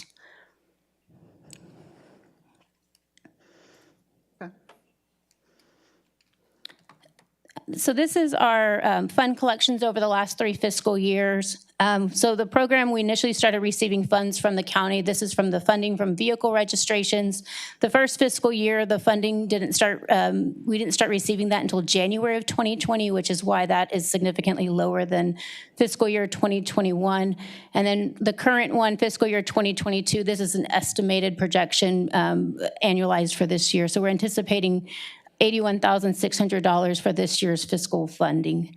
And so that's, we are seeing an increase in that. There's a couple of reasons for that. The amount went from $1 to $1.50, and then registration requirements were lifted for a period of time during the pandemic, and that was lifted April of last year. And so the current fiscal year that we're in is a full year, or will be a full year, and so we can anticipate what that will look like going forward as we continue with receiving that funding. The funding allocations is based on a 60% towards the grant program, 20% for the car seat program, and then 20% towards the fund balance. The amount that we are recommending here for the grant program is $48,960. And then for the car seat program, $16,320, and then adding the remaining amount to the fund balance. The amount that's listed there at the bottom, the $173,012, that is anticipated to be the ending fund balance for next year's fiscal year budget. And so at the end of this year, before fiscal year 2023, we would be looking at an ending fund balance of about $158,392. So we started this program with a fund balance as opposed to not having the funding available right away, which is why we have a larger fund balance as we are wanted to build upon that for years going forward. So we know exactly how much money we're looking to be able to expend for these particular programs. Any questions regarding the funding? I'd like to say the mayor made an important point about the people who came and their children were not secured properly. A lot of people think that they know what they're doing when they put the car seat in the car, and your program's very important, and I would stress that more people need to come and visit you and your trainers, because a lot of people do not restrain their children properly in a car. You think you know what you're doing, but you don't. Yes, I learned quite a bit from that. I was a little stressed out there for a little bit because I'm like, oh my gosh, have I done this wrong my whole life? So I'm glad that we have this program. It's something I'm very passionate about. I'm glad we've been given the opportunity and the support from you all regarding having that part of the program. And we also like the grant program here as well, as we're able to help as many as possible with regards to the funding that may be needed for their organizations. I have a question. So the middle number, the $16,320 for the car seat budget, which is an increase. I mean, increase sounds good, but I don't understand then the number maybe on the previous screen about the inspections with the $35,000 impact. Yes, so the increase that you're seeing there that's an increase from last year's program budget. So last year's program budget, we started with, we used a $50,000 baseline as our starting budget. That was based on funding that we received in part of fiscal year 2020 and 2021. So that's what that increase is. And so last year's car seat program budget was $10,000, which is the current fiscal year that we're in. And then last year, we used $30,000 towards the grant program. So that's what those increases are. The economic impact, which is that $35,000, that is a number that Texas A&M AgriLife program gave us. And that number is essentially the proper use of car seat reduces the risk of injury and death, leading to reduced medical costs, avoidance of lost future earnings, and improved quality of life. And then they have a financial amount tied to the age of the child, and then also based on number of seats distributed, based on a continued, corrected, assumed 75% continued usage of that particular car seat. And so that's where the $35,382 economic impact comes from. Great, thank you. You're welcome. Tiffany, you said that now that you've got all these people certified, they can go somewheres, but how do they contact you? I mean, you're in municipal court, they don't come to municipal court. Where do they go? Is there a phone number they can contact you, make an appointment? Yes. How does this work? So they can we have certified technicians in the police department, the municipal court, and the fire department. I've also created a form online, victoriatx.gov/car seat. And they can fill that out. It will come directly to our emails, and then we can contact them to schedule an appointment. They can also contact us at Municipal Court, 361-485-3050. And then our staff knows how to walk them through how to get them signed up for that. We are working with Texas A&M AgriLife to become a designated fit station so that any of our departments that have technicians can be part of this. We do, if you haven't seen the hallway, we do have car seats still on hand. And so we're able to utilize that as part of that program if somebody's in need of one and they are the primary caregiver. There are some restrictions on that, but we have that available as a resource going forward. So if they have the wrong one for the wrong, for their age, and they're not age appropriate, they can come and ask y'all? Yes, so they can come and get we've been conducting them currently in the parking lot for those that have come to visit us. We've had at least 3 or 4 that have come by since we became certified. And so we're able to go out there and help educate them on how to properly use it. We have some flyers with information on that as well that they can utilize to help them know which one they need and help give them best practice information. The number that you used earlier for the people that came for the inspection, you had 24. Was that 100% of the people that came through? Yes, so we had... So if you got 100% that don't know how to use it, and I include myself, you got 100% people out there that don't know how to use the car seats properly. So we plan on hosting more events such as this. It is a little hot in the summertime, and so we're looking for locations, in the fall, or potentially using in the community center where that you can drive through. That's a great place since it's shaded. And so we will be having future events. I know in September there is a Child Safety Passenger Week, so I plan on trying to coordinate some sort of event to do something like that and continue to do that throughout the year and make that service available. It's something that we've only had two within our city for a long time, and so now this is a great resource to bring that to more within the city. Would it be possible to partner with the hospitals that offer the Lamaze classes? We've also thought about that as well. That was brought up because the hospitals do not have certified technicians. I know the county health department does have a couple, and so they're excited that we have this because there aren't very many in Victoria. There was only like 6 prior to this, all of our technicians going through. So yes, that's something that we've certainly thought about as that would be great for new parents to know how to do before the baby's here. So even that, or reaching out to the pediatricians in town. They had literature. Yeah. Many years ago, I lived in a town in California, and I think my daughter was 4. And in that town, you went to the fire department and they would tell you how to do it. You went to any fire station and they would show you how to use your car seat properly and tell you if you get the right car seat. In fact, I believe if you bought a car seat in the town, they had a little flyer attached to it that told you to go to the fire department and make sure that your your car seat was properly installed.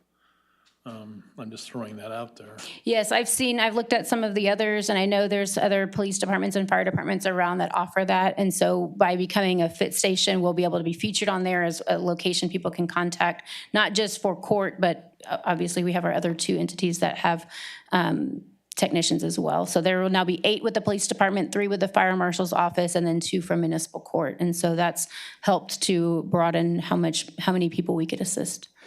So I know you may not be done yet, but you're good. you brought this program to us several years ago, and I really thank you for that.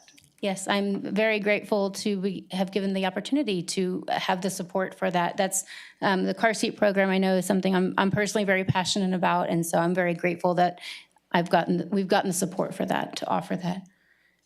And that I'm done. So, any other questions? Thank you, Ms. Soda. Great job. Thank you. Can we applaud? Well, everybody else has stayed within 15 minutes. Yeah, you may not get the applause. Did you discount the questions from that? I did, and they're still Okay. way under. I hope this topic garners as many questions. Or no, that was a joke, bad joke. All right, so I'm going to be speaking to you a little bit about update to our capital improvement program. We've obviously discussed that there potentially will be an impact to it because of several factors. I'm going to save that part to the end of the presentation, but really focus on what I alluded to when we discussed the CIP program at our second meeting in May, which is the fact that in order to be effective at the implementation of it, we need to revisit the staffing model around it. It's no secret and no surprise that our current iteration of our CIP invests significantly more money in streets, right? We have goals of reaching 112 miles of streets from fiscal years 22 to 26, which was literally a 50% increase from the previous 5-year mark, right? And so naturally, it's reasonable to expect that having more projects needs more resources. And so we not only are going to talk a little bit about some of the additional resources that we think are needed, but talking about a mechanism that could help pay for that. And so I'm going to speak a little bit about the reorganization that hits on the staff, talk a little bit about the service fee model, and as part of that, share with you how we do it now, how we propose to do it, and of course, obviously the benefits of it. Really quickly, one of the things that I think sometimes gets lost when we talk about the implementation of a CIP project is all of the different components associated with it. And so we wanted to, as a quick refresher, remind everyone that a lot of these projects necessitate all of these things on the left, right? It's not just, literally the construction phase, right? There's a lot of planning, design, and if we design it in-house, there's that. If there's a outside party that designs it, that's great, but there's still some management that takes place in that relationship. Then, of course, there's the execution, inspections, contract oversight throughout the project. And so there's a lot that goes into it. And currently, it's a labor of love, right? I mean, obviously, you see it. It's a combination of different departments, and it'll always be that. And so this isn't intended to remove, purchasing from the equation, as an example.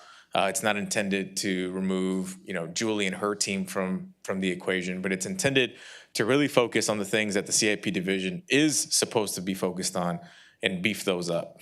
And so here on the right-hand side, you see currently what our structure is. And so currently, Ken serves as our Director of Public Works and City Engineer. And you may recall that, we went through a reorg when this predecessor left. And so the model historically has differed, but this is how it is now.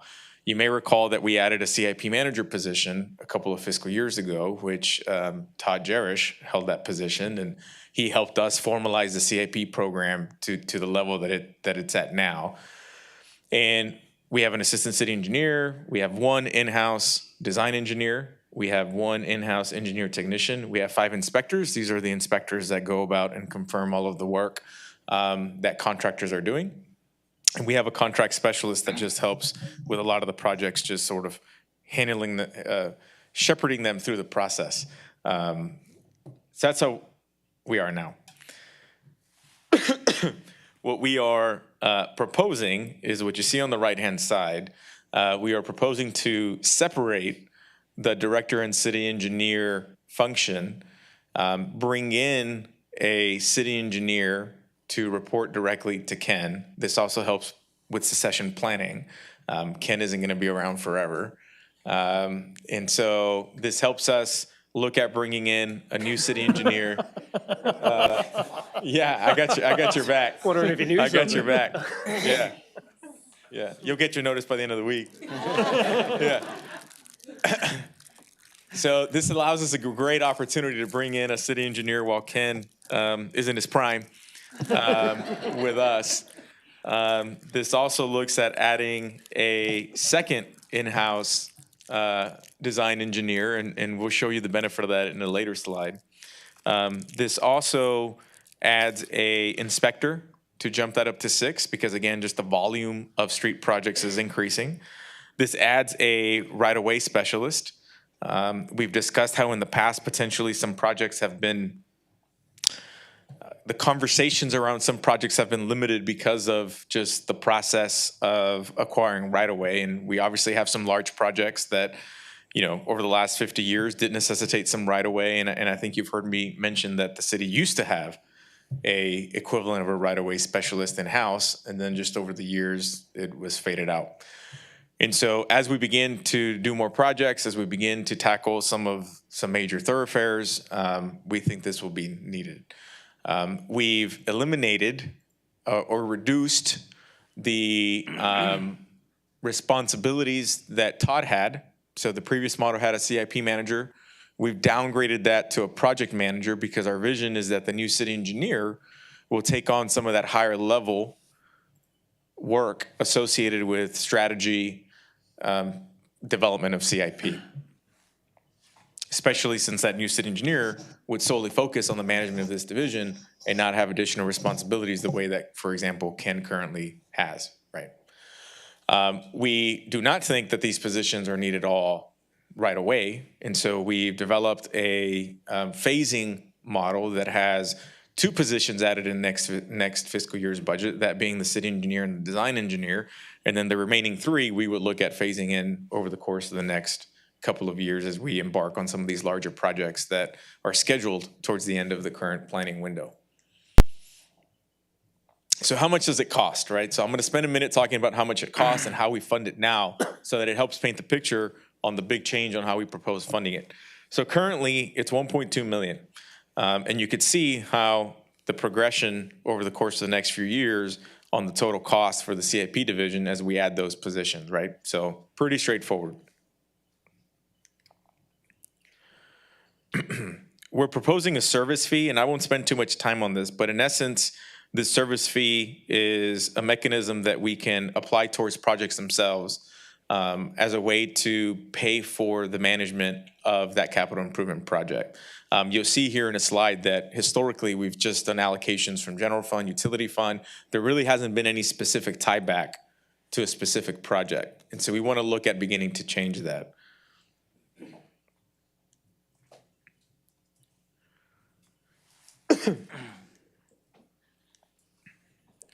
So currently, as I mentioned, the cost for this division is $1.2 million. Now, one of the things that we also took a deep dive in is to figure out how much time the people in this department actually spend on capital projects. Because there are other things that they do for other departments. And so, or for public works in general. And so what we determined was that roughly 74% of that 1.2 million is actually dedicated to the CIP, which equates to $887. And the way that that's funded, you could see on the right-hand side, which is a combination of a lump sum of the general fund, lump sum of utility fund, and a lump sum from VSTDC. Now, this VSTDC portion, it's important to note that typically this is accounted for in the general fund. And so you'll notice how at the bottom on the table, you'll see that the general fund is a greater amount that we show above, but that's because we make it up when we receive the money from VSTDC. Now, a quick side note on VSTDC, we don't envision changing this at this point, but that $300,000 that the city receives from VSTDC stems from an agreement that has been in place since the late 90s that is intended to account for oversight of capital projects, legal services, financial services, and some other basic administrative services that the city provides VSTDC. So that $300,000 isn't even intended to be the full amount or solely utilized for the management of capital projects, but we've given that credit to this equation nonetheless. So at some point, we would have to revisit that part. The big takeaway here, I know there's a table there with a bunch of numbers and stuff, but the takeaway here is just how it's funded now, which is direct allocation from the different funds.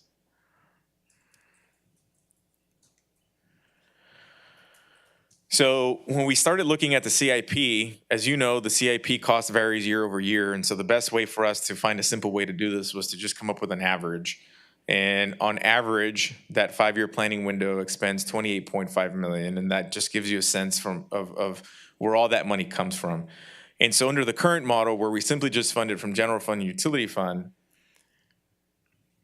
and VSTDC, you'll notice that there are projects that are funded for by bonds, third-party contributions, grants, et cetera, that don't contribute towards the administration or management of that CIP project. And so that's why you see that gap or void in the middle, because even though there are projects funded by bonds, the oversight of those projects isn't coming from bonds.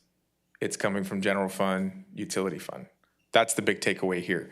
The other big takeaway is the percentages that you see on the, I guess on the split, that gives you a sense of just where we're leaning on. And that split really isn't based off of projects per se. So we want to change all that. We want to make it to where it's tied to projects. So what we're proposing is to incorporate a fee to projects. And so this expense on the left-hand side seems higher because it is, because what we're proposing would go into effect next year.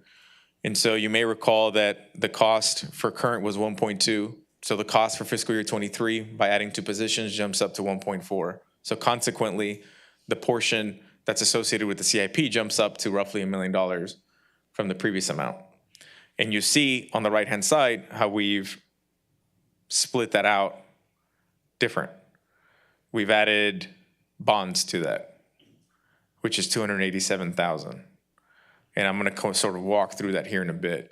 But the point is, we're diversifying where the money's coming from so that we better leverage and take advantage of where the source of the funds are coming from. So you see in this image how that void no longer includes bond cost, because now we would actually be looking at getting some expenses associated with that. Now, one of the benefits of this, if we want to see it as that, is that the funding amount that comes from the general fund or the COV cost goes down. Because now we're leveraging, accessing some bonds. I know that's a lot of numbers, so I'm just trying to focus on, I guess, the important part. So you're saying you're shifting some of the burden from cash to bonds? I guess in essence, we currently, correct. I mean, if you want to look at it that way, that'd probably be an accurate statement, because currently we, have cash on hand that we simply transfer to pay for staff. And by implementing the service fee model, we would be charging back projects that would be through the issuance of debt, right? Now, it's important to note that we issued debt already, millions of dollars, towards design work and other services, right? Surveying, et cetera, right? And so for anybody that might be tuning in, thinking that this is a foreign concept for us, that we would issue debt, for some professional services, we do that already. We simply outsource a lot of it. And so we're simply suggesting that we look at doing some of that to help pay for our own operation. And I have a future slide that'll show you what potential savings that might bring to the program if we did that, right? And so while on one hand, yes, we're gonna be issuing debt to help pay for this operation, well, the fact that we have more, in-house design engineers, for example, would help us save millions of dollars by not having to outsource, as many projects, right? And so it's a win from the financial standpoint, even though it is being funded through the issuance of debt. Can you go back to that slide before that one? Before this one? Yes, sir. No, one more. Oh, no. The one that didn't show the bonds in there. This one doesn't show bonds in there. Okay, so that's still 28 million and this is 22. Okay. That's what I But this wanted is to- from Yeah. current. Right. Okay. Now go So for example, COV, I'm glad you had me go back to this slide. So COV projected cost, right? Right. In current is 587,000.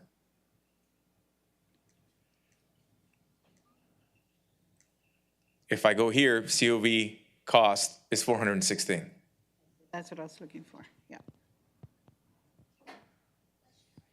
I'm sorry, COV projected, sorry, I'm all over the place too with all these numbers. I blame Gilbert. In theory, because we're adding staff, it actually fluctuates to a higher amount. But in theory, we are reducing the dependency on our own cash. Can I add one thing, Mr.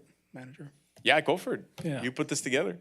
No. I just want to make sure, especially for the public, is that, as you well know, Councilman Pryor, we had these budget amounts for CIP division in our budget for years. We operated and everything else. The big difference here, in the prior years, we never capitalized that cost. But once we start doing this, of course, I'm required by law, IRS regulations, to start capitalizing that cost within the asset. Before we didn't have to, because it was just a cash flow deal, we didn't worry about it for the soft costs. Now that I'm using bonds to pay for some of these cost operations, I won't have to capitalize, like if we go out, hire somebody to actually do the supervision and everything else.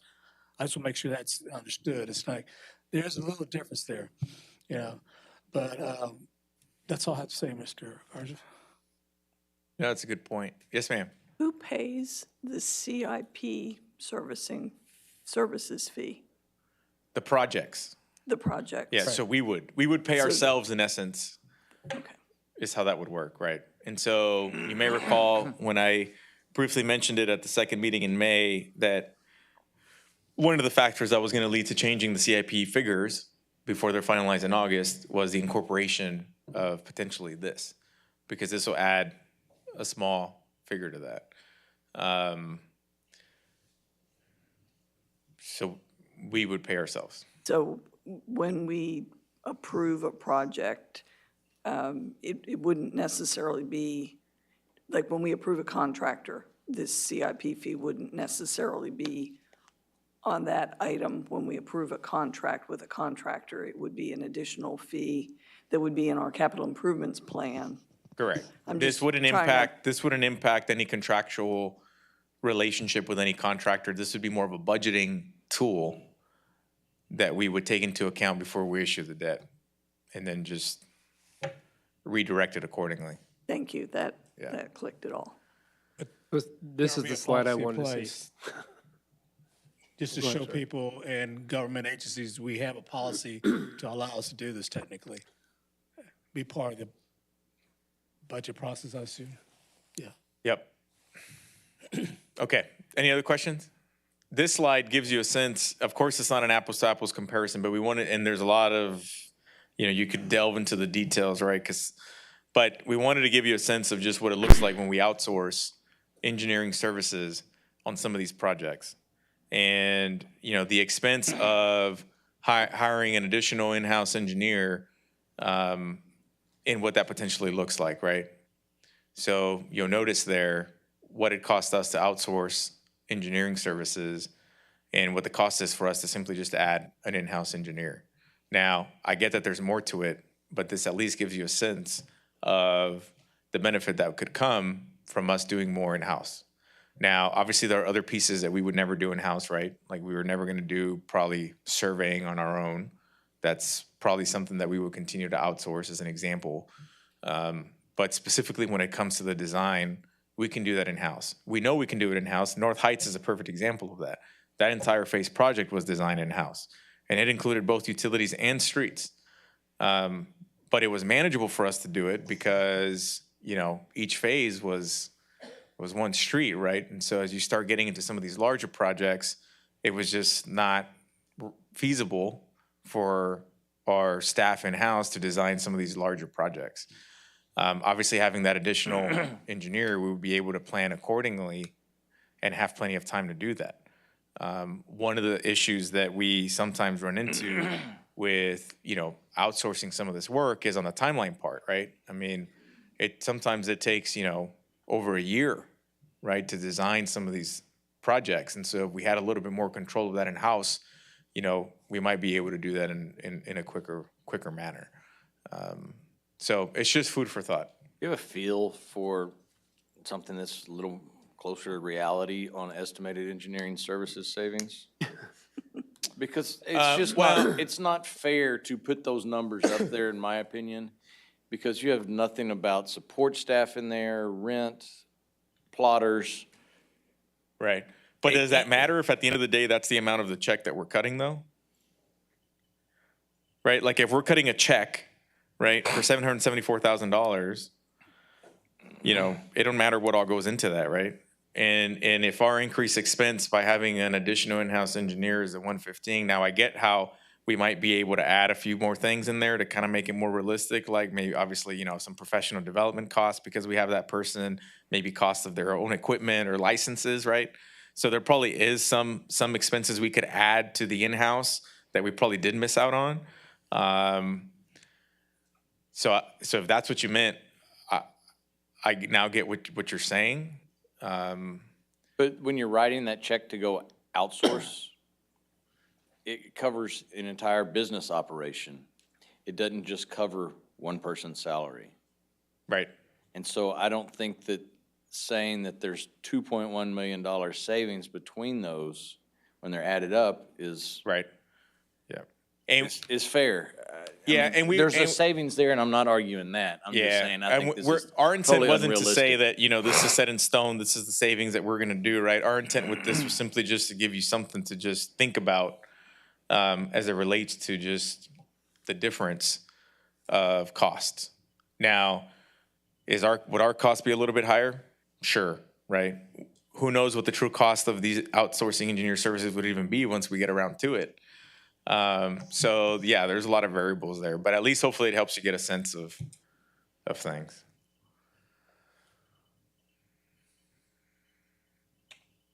Just to be clear, that was on me, not on Mr. Garza. I just wanted to put something together just to give you a feel. It was not intended to say, hey, we have $2 million in cash.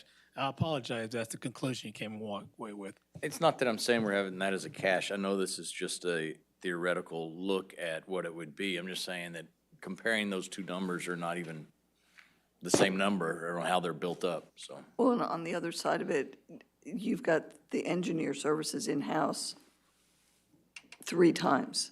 Is that 3 engineers? No. It's 1 engineer, and so 2 of those columns, 2 of those Yeah, but that lines cost is an annual shouldn't be expense for anything. us, right? Pardon me? That cost would be an annual expense for us. Right, okay. And just to be, just have it all full disclosure, and this is on me now, Mr. Garza. My mind works a little different than a lot of people, I understand that. But I'm looking at, okay, this engineer, new guy, new lady comes in and start working on a project 2 years ahead of time, or 3 years ahead. So it's not meant to say, this was done in 1 year. It was like, this is my rationale of it. So maybe I should have done a better job on the table, but that was the whole purpose of it. Yeah, and we can massage this over the course of the next several weeks before we adopt the budget and before we adopt technically the fee and everything else. We can massage some of this to get a more real life picture of what that would look like. We're gonna have to massage the CIP anyway. So we do have time, over the next couple of months to fine tune that. I We'll do that. understand the object to save money by doing it in-house. I understand that.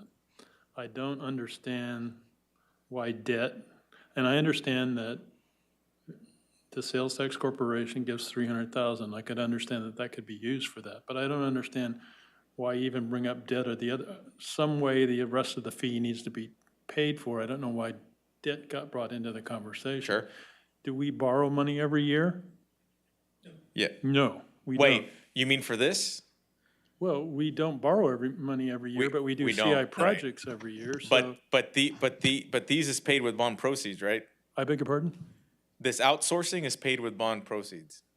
Yes. So if your comment is, why are we talking about debt to pay for engineering design? We do that right now. We do, so, but I don't, Let me see if I can take it a different route. And we're suggesting that by potentially changing this, we're issuing actually less debt to do well, this that work. point needs to be made, because the project would cost less, Correct. right? Although project costs are going up. Yeah. One thing needs to be Yeah, clear. I'll hit on that in 5 minutes. When Mr. Garza was talking about, we did an average on an individual year. Will that number exist every factual year? No, it's just for this plain out deal. Because I can guarantee you in 2-3 years from now, you're gonna have probably 0 debt to be issued. Or you're gonna have bond fee there. No, you won't. So this is trying to give you more of a picture over a 5-year scan. That's all. So to make sure, realistically, this won't happen every year. Depends on the amount of debt that council authorized. Right, so there might be a project 1 year, and you don't have any debt incurred, but you would still pay the service fee out of something. Or you Just could have- depends on the timing, right? I Right. mean, just because we don't issue debt every year now, And- whenever and we you're enter right, these you're right. contracts, it's still I- with debt proceeds. And I agree that we do pay for these service fees through debt, but it's like when you're dividing it up, it's just, we're paying for it some years, and some years we probably pay more for the service fee in the past. Oh, absolutely. I mean, obviously basing it off of a project cost, there's gonna be some variables around that. But I do understand the object is to lower the costs of what it does to do a project, and that's what we should be doing. I think that's very important. Yeah, and to be clear, our intent isn't to completely not outsource engineering services, right? I mean, our intent is by the fact that we're adding volume to the number of streets that we're working on, we just simply have to do a better job of dividing the workload between outsourcing and doing some work in-house. So to be clear, nobody's suggesting that we're trying to completely get away from outsourcing engineer design services. We simply want to have a better balance between that. I appreciate the extra time, and I like the concept. I know we're giving you a hard time, but I appreciate the extra time to I'm get to good. talk about it. I don't feel like I'm getting a hard time at all. No, it's a great idea. Yeah, I like it. Yeah, and for what it's worth, I think that, regardless of how we pay for these positions, and this is obviously how we think we should do it, but we're going to need that personnel. So if your expectation is that we actually meet that goal of hitting 112 miles by the end of 2026, we're not going to do that with the staffing resources that we have right now. So regardless of how we pay for it, we need that. Right. Well, thank you. Okay, so real quick, I don't have any more slides because you're at 30 minutes. Yeah, yeah. We asked questions. But I know that I've received a lot of questions around the impact of the CIP because of what we're seeing, right? You know, we obviously made a budget amendment for North Heights, which of course made all of us think, holy moly, like what is going on, right? And so we're still working on the numbers, but I wanted to provide a couple of you just off the top, just verbally, because we didn't want to put anything on paper because we have no idea what next month's going to look like. But all in all, we are estimating an increase of close to $8 million to the CIP in fiscal year 23 if we keep all of the same projects. So as an example, the residential street program alone, we're thinking might cost us $1.2 million more. Crestwood Phase 3, we think will cost us another $1.2 to $1.5 million, as an example. Our mill and overlay program, we think will cost an extra $500,000 to $750,000. You do the math throughout all the projects, it adds up real quick. And so what we need to do is have a conversation with you about several options. We plan to, at an upcoming meeting, begin to start sharing some of those options with you. And we envision those options being, one, we simply just reduce the projects to try and stay within the total money that we've decided that we want to issue in debt next year. Two, we increase the amount of debt that we issue next year to complete all of the projects and not eliminate or reduce any project at all. Or three, it's somewhere in the middle, right? Where we reduce some projects, but also increase debt based off of priorities. I think going into next fiscal year, we're gonna have to put a little bit of extra focus and emphasis on what projects are important and the timing of those projects. Because we know that if we award a project in October, that expense in January is gonna be different. And so we're internally working on a recommendation to move quicker next fiscal year on certain things like the residential street program, perfect example, right? Obviously, that's a big deal. So we would suggest that the residential street program, literally we try and bid that out like in October, right? Like get that thing done as quickly as possible so that we can award it as quickly as possible while we can still somewhat guesstimate what that expense will be, right? So my only point in that is that we're gonna have to actually delve into the weeds to try and figure out how we wanna tackle next fiscal year in the different projects. And we're gonna have to have a conversation around priority. We'll probably also have to have a conversation around, cushion, contingencies. We're probably gonna have the conversation about just having a mid-year adjustment next year if things just change significantly, and try and tackle a mid-year adjustment, all at one, as opposed to having, 8 different budget amendments, for 8 different projects. So we're gonna have to just think of things a little bit different. Fortunately, we still have a couple of months or a month and a half before we finalize the budget. So that gives us a little bit of time to put these options together. Currently, the proposed budget that you'll